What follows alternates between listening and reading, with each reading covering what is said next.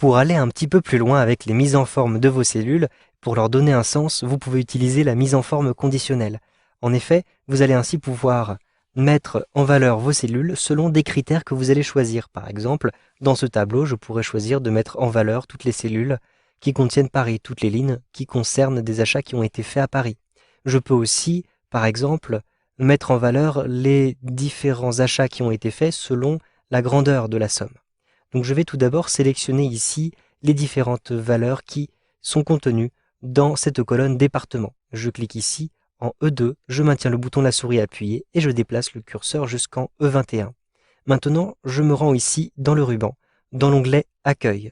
À l'intérieur de l'onglet Accueil, je vais avoir un petit peu plus loin ici le groupe Style et donc l'outil qui s'appelle Mise en forme conditionnelle.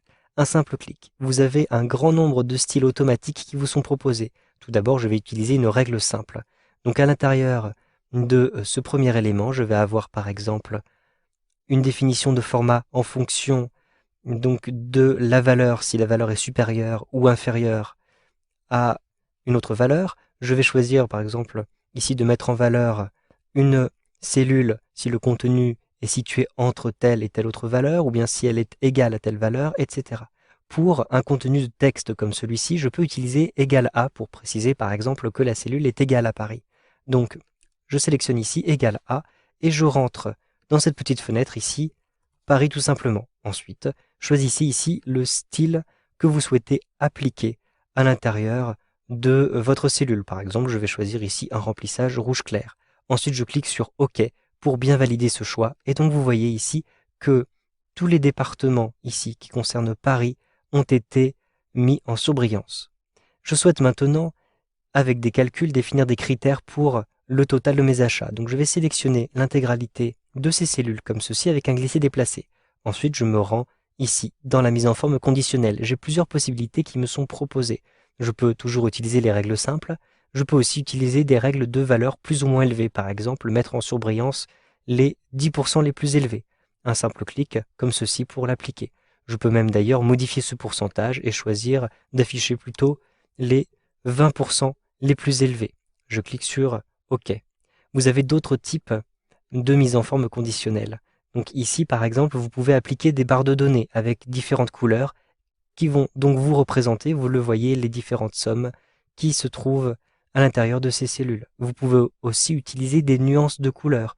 Donc ici, vous le voyez, les nuances de couleurs vont remplacer les remplissages que j'ai choisis tout à l'heure. Vous pouvez aussi choisir des jeux d'icônes qui sont plus intéressants, notamment si vous utilisez des données sur des chronologies, puisque ici, vous allez pouvoir montrer s'il y a une évolution, une augmentation ou une baisse brutale, par exemple, d'un chiffre.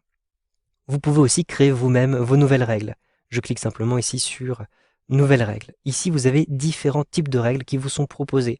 Par exemple, ici, mettre en forme toutes les cellules d'après leur valeur. Et vous pouvez choisir ici les types d'échelles qui vous sont proposés à 2, 3 couleurs. Et choisissez vous-même les couleurs pour ensuite obtenir un dégradé.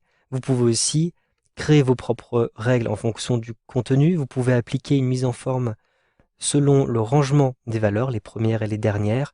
Et vous pouvez aussi appliquer la mise en forme uniquement aux valeurs au-dessus ou en dessous de la moyenne, donc en fonction d'une moyenne qui sera calculée automatiquement.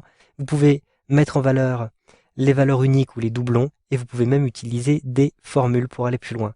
Je vais ici utiliser simplement la création de règles.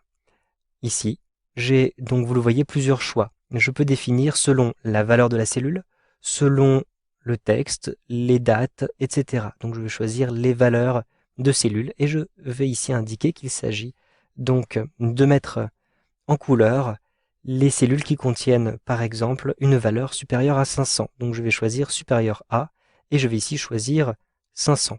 Je choisis de mettre en vert tous ces achats qui ont été faits au-dessus de 500. Donc je choisis le format et ensuite dans le remplissage je vais choisir une couleur verte comme ceci. Ensuite je clique sur OK.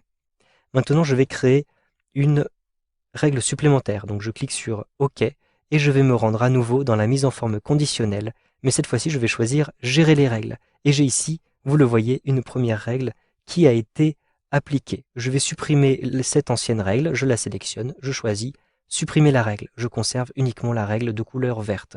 Et je vais choisir une nouvelle règle. Un clic sur nouvelle règle. Je vais choisir à nouveau donc de définir une règle ici selon le contenu. Je vais choisir donc que ce contenu est une valeur et que cette fois-ci, cette valeur est comprise entre 100 et 500. Et je vais choisir une couleur orange à appliquer. Donc format et ici, couleur orange. Je clique sur OK et je valide ceci. Je vais ajouter une dernière règle en rouge, les éléments inférieurs à 100. Donc je choisis nouvelle règle. Ensuite, ici, je vais définir la règle en fonction du contenu. Le contenu qui est une valeur, la valeur étant donc inférieure à 100. Je vais avoir un remplissage de format comme ceci, remplissage rouge par exemple. Et je clique sur OK. Je valide une dernière fois en cliquant sur OK et encore OK. Vous le voyez immédiatement, je vais avoir une échelle de valeurs construite et personnalisée qui sera mise en place à l'intérieur de cette colonne. Si vous souhaitez maintenant supprimer les différentes mises en forme conditionnelles, vous pouvez le faire en cliquant tout en haut dans mise en forme conditionnelle, puis effacer les règles. Vous pouvez effacer les règles uniquement dans les cellules sélectionnées ou bien même dans la feuille entière. Je sélectionne effacer les règles de la feuille entière pour supprimer les différentes règles qui avaient été créées. Vous savez donc maintenant comment utiliser les mises en forme conditionnelles avec Excel 2013.